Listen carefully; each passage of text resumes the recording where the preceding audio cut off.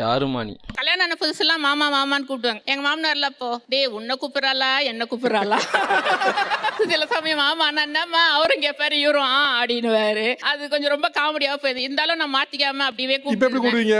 இப்ப டே நாகராஜ்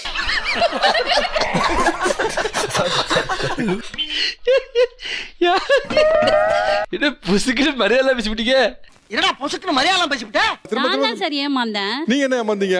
அது ஒரு போர் ஃபேமிலி சார். அது எல்லாம் உம்முன்னு அமுஞ்சுங்க. எனக்கு வந்து ஜாலியா இருக்கணும்.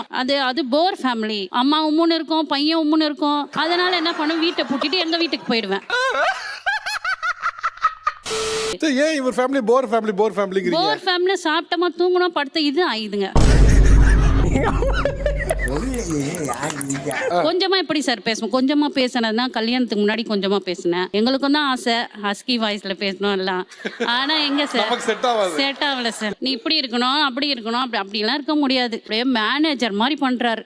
அவங்க ஆபீஸ்ல பண்ண வேண்டியது அப்படியே எங்க கிட்ட வரும். நாங்க மதிக்க மாட்டோம். ஆனா இருந்தாலும் நாங்க மதிக்க மாட்டோம். ஆனா அவர் அதை பார்த்து பழகிட்டு போவாரு. எங்க வீட்டுல பாக்குற மாதிரி இருக்க.